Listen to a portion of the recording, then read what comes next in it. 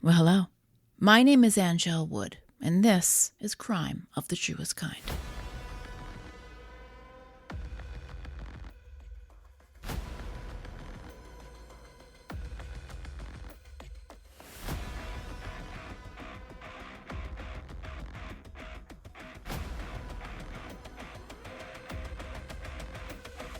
Hey everybody, welcome to the show. Thank you to those of you who came out to Faces Brewing last week in Malden.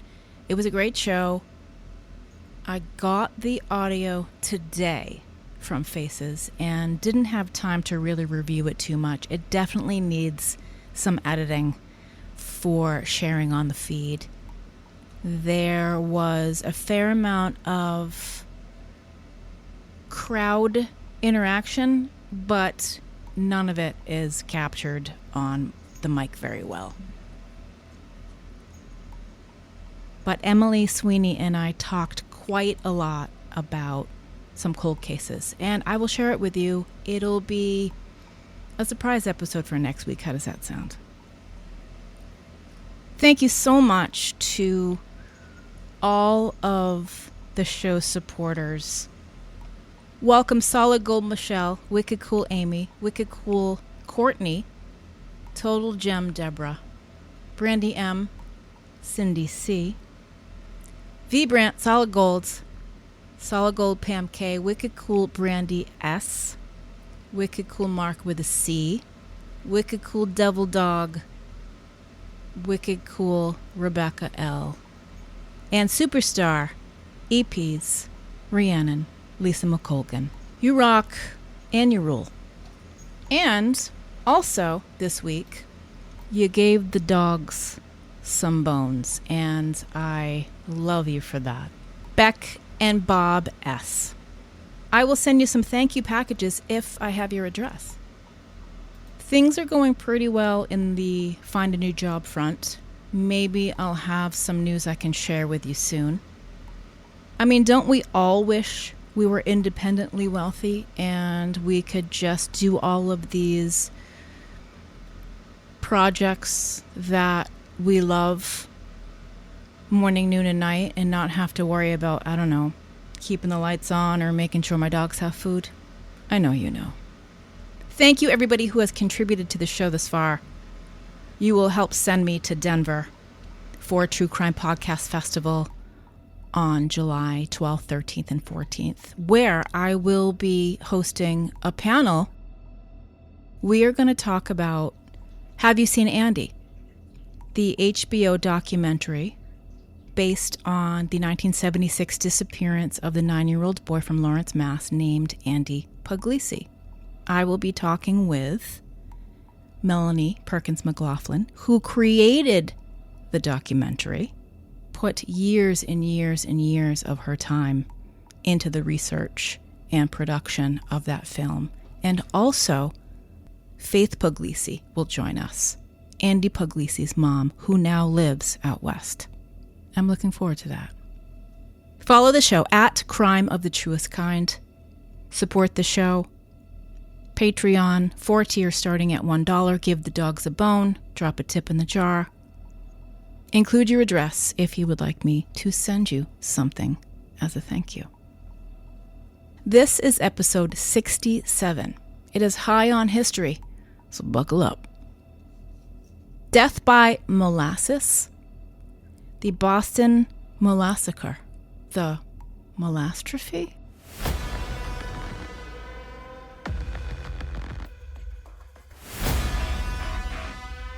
Summer in Boston, Massachusetts. Title town. Boston Celtics picked up their 18th championship, one more than their adversaries, the Los Angeles Lakers, and they hold the most championships in league history. That stinks for you, and sometimes for us. We have had some really terrible seasons, like a lot of them. The Patriots have not been at their winningest as of late, and that smells. And it has been the season of bloom at the Arnold Arboretum of Harvard University. That part's new. For the Amorphophallus titanum A blossom with the scent of rotting meat. How romantic. Known around the Arboretum as Dame Judy Stench. But why so ghoulish?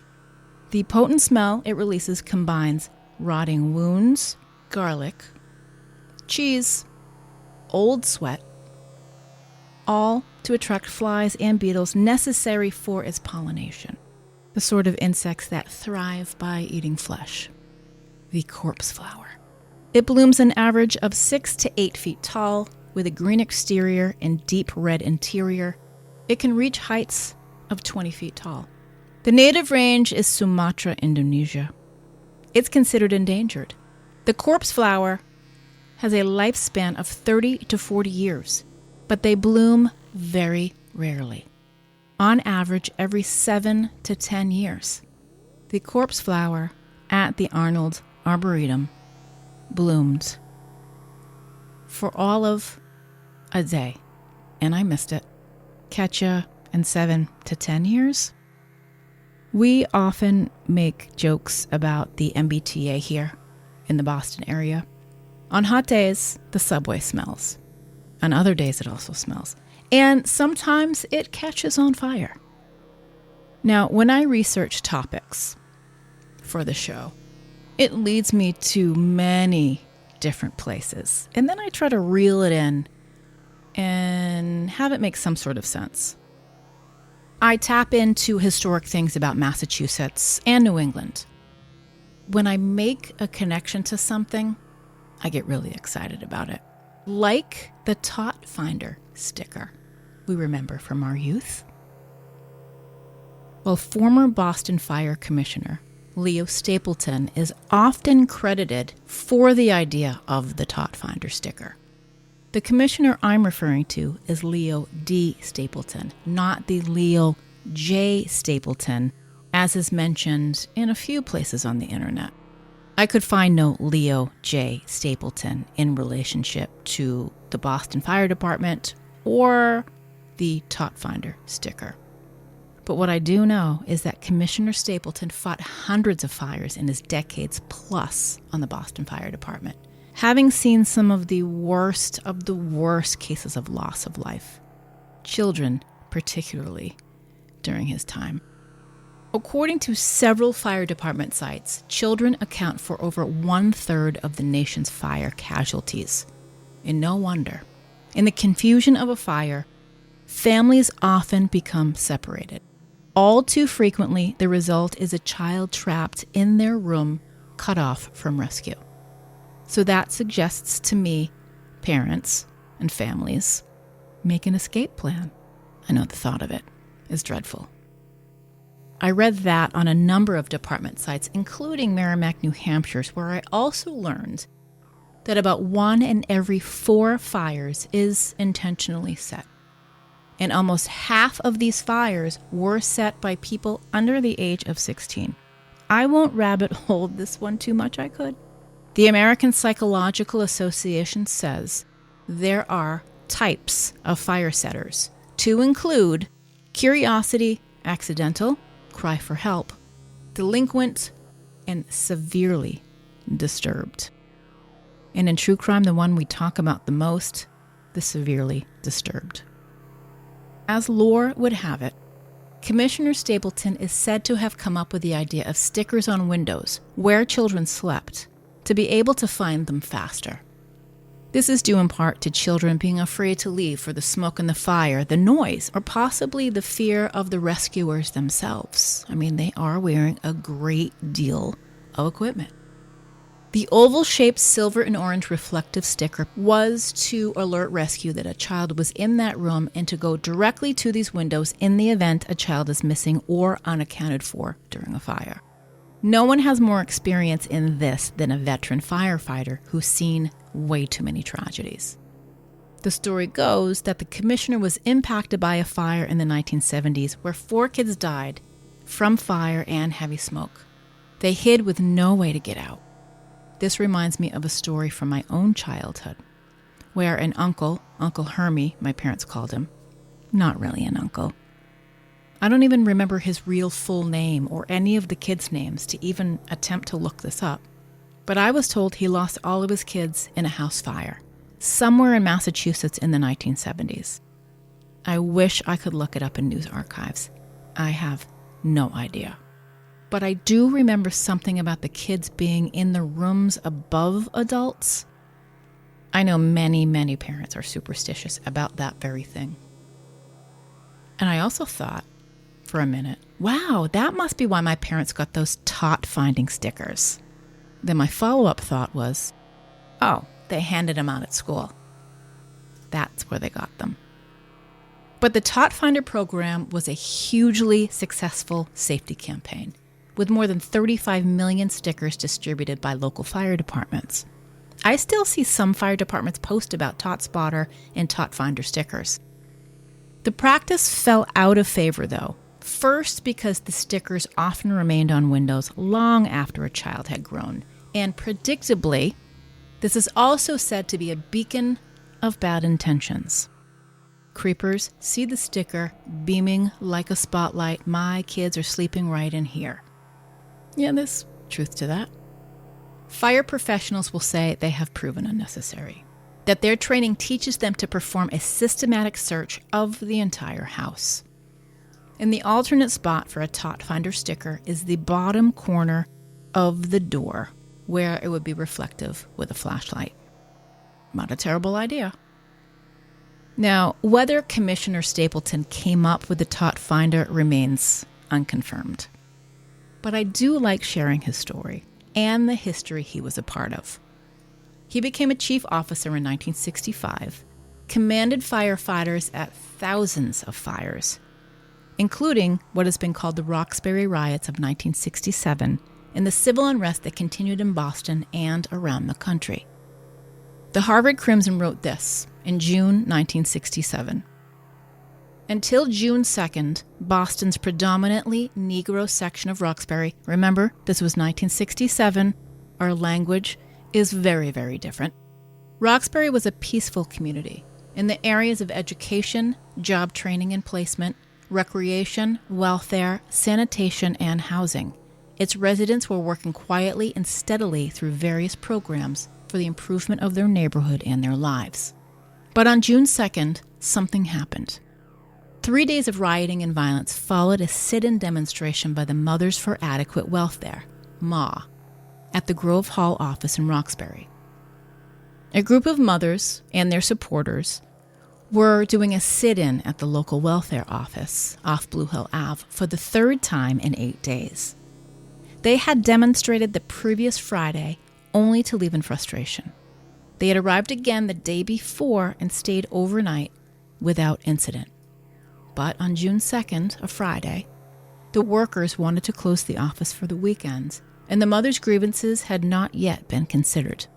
Welfare Director Daniel J. Cronin had not come to the office to talk to the mothers. This time, Ma decided they would not be put off again. The demonstrators used bicycle chains to shut the double set of exit doors to the building. Policemen who were stationed inside tried unsuccessfully to cut the chains and called for reinforcements. In the next hour and a half, over 30 policemen entered the building through a window, while a large crowd gathered outside. When Welfare Director Cronin arrived after hearing that office workers were trapped inside the building, the protesters insisted on speaking to him over loudspeakers through a window. He refused. Groups of policemen made their way in and around the building. Among the chaos was a Harvard student who must have retold the happenings to the Crimson reporters, saying how police rushed the people, wielding billy clubs and shouting. Another group of policemen broke through the crowd outside to reach the entrance and crashed through the glass doors. While the police were clearing the building, one of the mothers shouted out of the window, "They're beating our people in here." That set off a response from the crowd outside, and they rushed the police. Police used billy clubs to push them to the other side of Blue Hill Ave. The Boston Globe reported on the 50th anniversary in 2017 about the demonstration of 30 women who comprised the Mothers for Adequate Welfare and how it went off without incident, until it didn't. It was a peaceful protest that turned violent in an instant. It created a torrent of events that consumed 10 blocks and lasted for 3 days. I wonder how many Bostonians know about that. One of the high-profile fires Commissioner Stapleton led was at the Pru, the 52-story Prudential Tower where, on January 2nd, 1986, about 1,500 occupants of the skyscraper were rescued from the floors above 14. That's where a 9-alarm fire started that forced hundreds of office workers to run for the smoke-filled stairwells. A radio station on the 44th floor was knocked off the air. It was WEEI-AM for the curious. 20 people were injured and 7 firefighters. All were treated for heat exhaustion or smoke inhalation. The fire started on the 14th floor that was empty and under renovations at the time. As a result of this fire, the Boston Fire Department sponsored state legislation requiring all high-rise buildings in the Commonwealth, including more than 1,000 in Boston, to be retroactively equipped with automatic sprinkler systems. It passed, and the mandatory installations were completed in 1997. The same year, by the way, WZLX midday DJ George Taylor Morris uncovered the mythical connection between The Wizard of Oz, the 1939 film, and Pink Floyd's 1973 super famous Darkside of the Moon record, the one that stayed on Billboard 200 from March 1973 until July 1988. 800 plus weeks on the charts. It sold more than 45 million copies worldwide. That DJ was here in Boston. And WZLX was in the Pru on the 24th floor from 1991 until 2007 when we moved to the Brighton building where WBCN was at the time. And we did have a long CD to play if we were ever forced to evacuate the building. I don't know what was on it. Probably a lot of Allman Brothers. And if you are wondering what it is like to work in the Pru Tower, it has a magnificent view. Commissioner Leo D. Stapleton retired in 1991. Firefighting ran in his family. His father, John V. Stapleton, was a firefighter and chief of the department in the 1950s. His 2 sons, Leo Jr. and Garrett, also firefighters. Commissioner Stapleton went on to write several books, at least 10, including his biography called Commish. He passed away in 2021 at the age of 93. Boston has faced many disasters.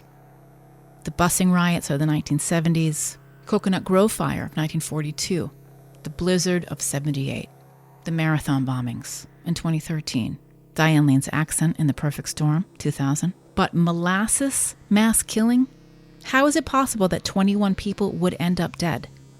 By molasses. I have pondered it more than once. The Great Molasses Flood. The Molassacre. The Molasstrophe. The Molasster. All right, not that one.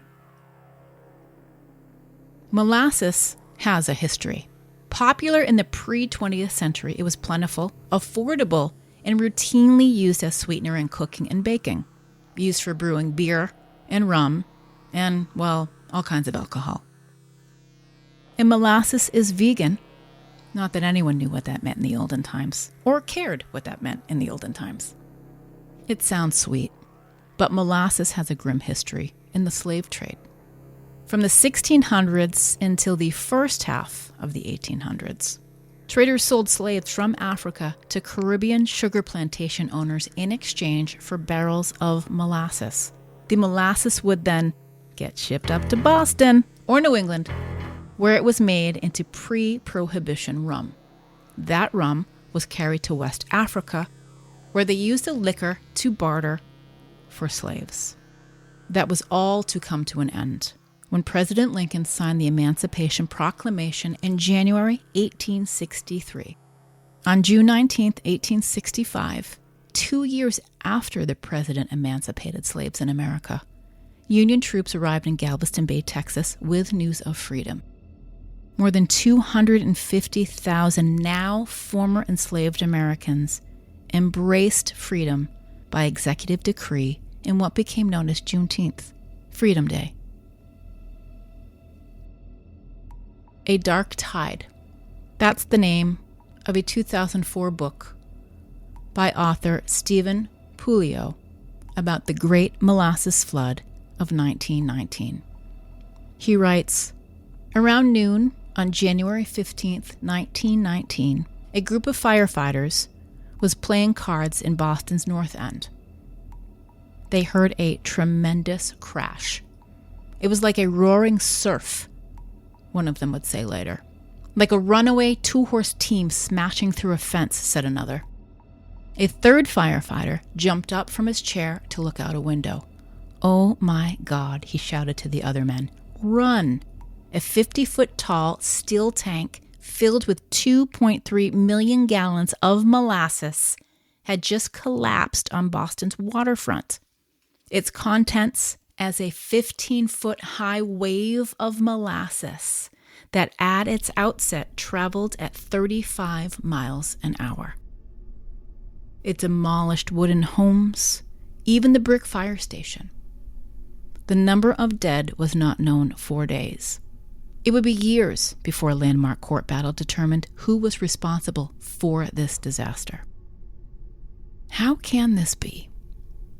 How can molasses, with a consistency thicker than maple syrup, almost like honey, how does this turtle of a sauce come racing through the city streets like a tsunami wave? In January, in Boston, I learned a little bit about dynamics of fluid. A 26 million pound dark wave of stickiness surged through the north end of Boston, seemingly gaining strength as it rolled. Headed for Boston Harbor, that swell would topple telephone poles. It twisted metal trolley tracks. It crushed freight cars. It flooded basements and ripped buildings from their foundations. Chest-deep molasses that was warmed from the above-average temperatures that day thinned out into a coating 3 feet deep that would grab people like human flypaper. And animals struggled to get free of it, only sinking further. 2.3 million gallons of molasses was set free onto Commercial Avenue, moving at a surprising clip. The giant molasses tank located at 529 Commercial Street had erupted, giving way. Property of the Purity Distilling Company, a subsidiary of the United States Industrial Alcohol Company. The tank and its contents were valued at $250,000 in 1919, with an estimated total property loss of around $500,000. Today's equivalent, $4.5 million and $9 million, respectively. The 50-foot-tall storage tank was built by the United States Industrial Alcohol Company, the USIA, in 1915 to serve its Purity Distilling Company subsidiary, which fermented molasses to produce industrial alcohol for war. World War I was raging across Europe, and industrial alcohol was in high demand to produce cordite, a smokeless gunpowder used in ammunition and artillery shells. No one cares enough about home cooking to have 26 million pounds of molasses lying around. It made them big dollar bills in war times. See where this is going? With many lucrative war contracts on the table, USIA needed that towering tank and slapped it up in record time. And the inspection officials supervising the tank's construction were both outmatched and ill-equipped to spot any major problems. The USIA was in such a hurry that the first shipment of molasses arrived from Cuba before the tank could be tested for leaks. No safety checks. Now, this tank had been filled nearly 30 times since its first use in 1916.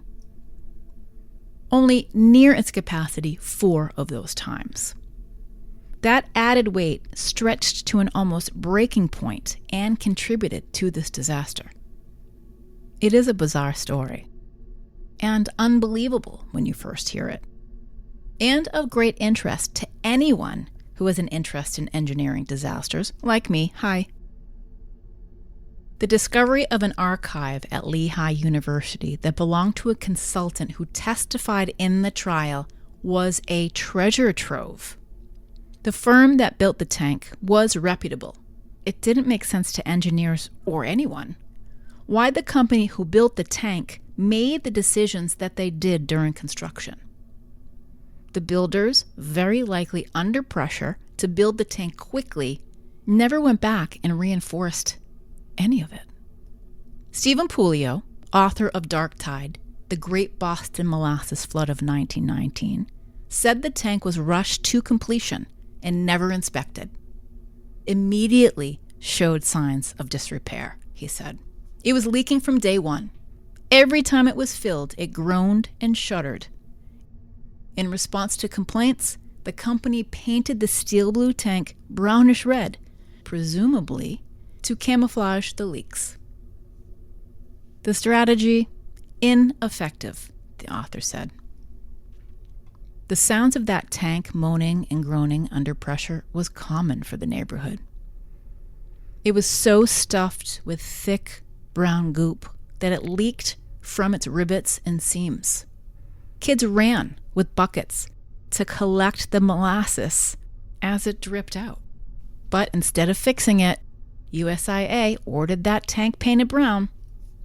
Just days before the flood, 600,000 gallons of molasses were pumped from a ship in Boston Harbor, nearly filling the storage tank to capacity. Within the next few days, the plan was for USIA to transfer the molasses via railroad tank to its distillery in Cambridge. That transfer never happened. The pressure proved too great for this hastily built, uninspected death trap. On the mid-afternoon of January 15th, there was that rumbling, followed by the sound of metal ripping as the walls let loose. Anyone or anything in its path would be buried in its ooze. Unsuspecting victims were smothered or washed into the harbor. It was a violent explosion, a sudden rise in temperature, the tank being faulty and hanging on by loose rivets and metal. Half-inch steel plates of the molasses tank were torn apart. The force sent those steel plates in all directions, hard enough to cut the girders of the elevated railway. A tremendous vacuum was created. Molasses was being sucked into buildings, which had initially withstood the blast. The vacuum picked up a truck, dragging it across the street. An elevated train was lifted off the rails and fell onto the ties. People who were caught in its path were pummeled as the dark wave dragged things along. Others were stuck in basements that rapidly filled with the speed of rushing water. Adding to the difficulty was identifying people who had been coated and suffocated by molasses. Rescuers spent days pulling through wreckage, searching for anyone. Anyone who may have initially survived was unlikely to be found alive once rescuers could reach them. The consistency of the molasses wasn't something they were used to. No one was. And the last victim recovered was pulled from the harbor in May. Cleanup crews spent an estimated 87,000 hours cleaning streets, buildings, trains, and everything else the sticky syrup touched. And life for the survivors did go on. Horses, pedestrians, curious looky-loos tracked the brown mess throughout the entire city. The investigation that followed showed that the tank had not been properly pressure tested. Residents knew it leaked. They sent their kids with buckets. And the heat only added to the problems. Bolts holding the bottom of the tank exploded. A huge dark wave roared, wrecking everything in its path. And the warmth of that January day in Boston added to the problems. Now, if it was a seasonably cold January day in 1919, maybe, just maybe, what happened that day wouldn't have happened. But it would have happened on another warm day in Boston. The first on the scene were cadets from a training ship in the harbor, 116 of them. Rescue was difficult. The thick, sticky substance held people captive. No fight could free them. The search went on for at least 4 days until they were certain everyone was accounted for. 21 people and dozens of animals were killed. Major property lost, wages, income. A 65-year-old woman died when her house collapsed under the wave of molasses, flooding her North End home. Her children were injured in the flood and survived, though her son died months later at the Boston State Asylum for the Insane as a result of his injuries. I need to know more about the Boston State Asylum for the Insane. Update to follow. A firefighter drowned in molasses after being trapped in debris. A railway foreman died days after the flood from internal injuries and infection. A 69-year-old blacksmith died of a fractured skull and other injuries after being crushed by debris while working next to the ruptured storage tank. A 69-year-old blacksmith died of a fractured skull and other injuries after he was crushed by debris working in the area of the molasses tank. A 44-year-old man died of pneumonia and internal injuries after being swept into Boston Harbor. And a 61-year-old teamster had no chance of escape while he was working at the city's North End paving yard adjacent to the USIA storage tank. There are more, many more. It took weeks to clean the molasses from the streets of Boston. How does one remove molasses? Is it like pitch? You know, the stuff on the hands of feral children when you're out running the streets and through the woods, touching all the trees all summer long because none of the kids in the neighborhood were being watched by anyone? Just me? Boston Harbor was brown for many, many months after. We are known for dirty water, but that's supposed to be about the infamously filthy Charles River. The Molasses Flood was huge news in Boston and made the cover of the 7 daily newspapers at the time.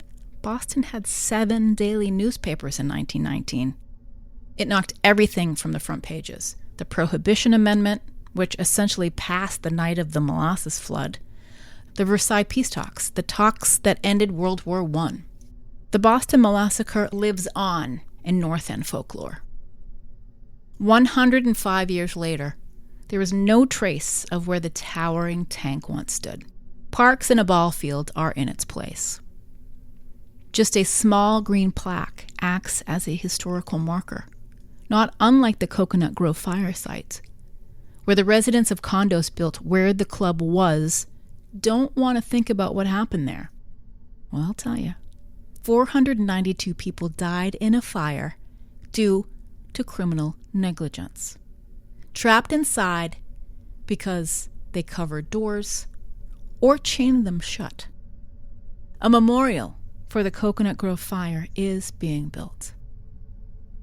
Not many people seem to know the bizarre story of menacing molasses in Boston. And what got me onto this bullshit? I'm always on some bullshit. Ayo Adebiri. She mentioned it in a recent appearance on Seth Meyers, the TV show, when they were talking about Boston. He's from New Hampshire. Ayo is a Boston girl from Dorchester. Sidebar, The Bear Season 3, out now. Haven't watched it yet. Don't tell me anything. The company was quick to point the finger, naturally. Why would they want to be held responsible for their criminal negligence? They said, sabotage.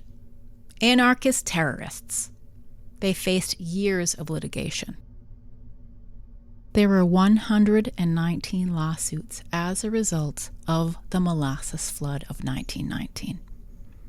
Oh, and the company, quick to point their finger. Naturally, why would they want to be held responsible for their criminal negligence? And where did that finger point? To sabotage. Anarchist terrorists. Those families faced years of litigation. Get them good and tired of the fight. An auditor was appointed by the Massachusetts Superior Court. Colonel Hugh Ogden was to oversee this very complicated case. The facts of the flood emerged from those lawsuits that swamped the city. Litigation took 6 years, involved some 3,000 witnesses, and so many lawyers that the courtroom couldn't hold them all. At question was the nature of the disaster. 3 explanations arose. An explosion inside the tank, in which case the fermentation of the molasses would be to blame. A bomb. Not completely implausible, given the times. Following the Russian Revolution in 1917, America was on high alert, fearing communist revolutionaries like the Bolsheviks, led by Vladimir Lenin. Prelude to the Red Scare. In spring of 1919, a series of bombs targeting government and law enforcement officials were discovered. A package bomb had been delivered to a former U.S. senator in Georgia. It exploded. They survived, but not without serious injury. June 1919, a bomb exploded at the home of a New York City judge, killing 2 people. And the Palmer raids followed, a series of violent raids directed at leftist radicals and anarchists in 1919 and 1920, beginning a period of unrest known as the Red Summer. Palmer raids, named after Attorney General A. Mitchell Palmer, with assistance from J. Edgar Hoover. The raids and subsequent deportations proved disastrous and ignited the debate about constitutional rights. And Russian bombs is a sexy historical theory, but no. It was a structural failure of a 4-year-old tank. United States Industrial Alcohol was liable. Following the flood, those 119 plaintiffs took up a civil lawsuit against U.S. Industrial Alcohol. It is the first case in which expert witnesses were called to a great extent. Engineers, metallurgists, am I saying that right? Metallurgists, architects, trained professionals to speak to the technical aspects of this disaster. Those hearings resulted in a 25,000-page transcript and numerous reports to accompany damage awards over a 5.5-year period. USIA was negligent, and they were ordered to pay the victims of the Great Molasses Flood $1 million, the equivalent to $18 million today. The worse suffering a person experienced, the more money their family was awarded. This disaster, the Molasstrophe, led to new regulations for the permitting, inspection, and maintenance of large storage tanks. Many years following the Great Flood, North End residents said they could still smell molasses on warm days. I love to tell these stories. I love to learn about history of Boston in Massachusetts and New England. Boston has been known as Beantown for as long as I can remember.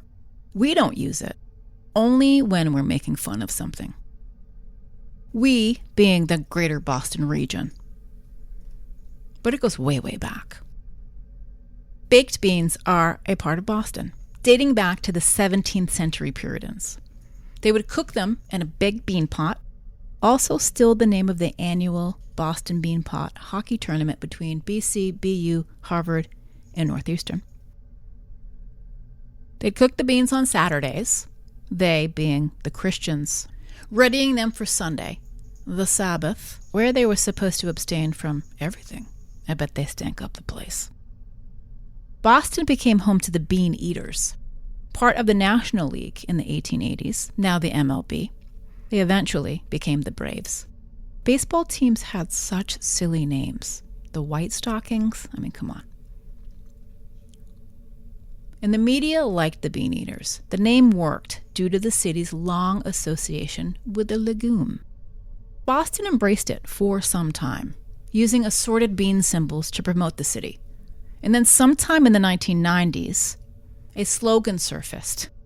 You don't know beans until you come to Boston. This was to draw tourists to the city. They even made a postcard. I sought out a recipe for what is being called the ultimate Boston baked beans recipe. And it comes from a pretty revered place. It's from Durgan Park, a legend in their own right. Durgan Park, the centuries-old Boston restaurant whose origins date back to the American Revolution. It is famous for many things, including its Boston baked beans. It thrived for years in Faneuil Hall, a landmark for sure, with a sign at the entry that read, "Established before you were born." In 1827, two men who were food merchants in Faneuil Hall's marketplace, John Durgan and Eldridge Park, decided to open a restaurant for the merchants who came to buy produce and meats in the stalls. Durgan Park was born. I could go on and on about just Durgan Park. I will spare you. But it all came to an end on January 12th, 2019. Another victim of the times and a little gentrification. Durgan Park closed permanently. 192 years? That is a long-ass run. In closing, what sets Boston baked beans apart from any other kind of baked bean? Well, molasses, of course. Thank you for listening. My name is Angel Wood. This is Crime of the Truest Kind. Massachusetts and New England crime stories and regional history, storytelling, and advocacy focused. Follow the show at Crime of the Truest Kind. You can leave a 5-star rating and review on Apple Podcasts. There are other podcast platforms that allow you to rate or review. You can support the show by simply telling other people about it. Share it with your true crime-loving friends. Share it with your New England-based friends. Send me an email and tell me about a story that you would like me to cover. It just occurred to me that 4th of July is a few days away. I must be going now. Lock your goddamn doors.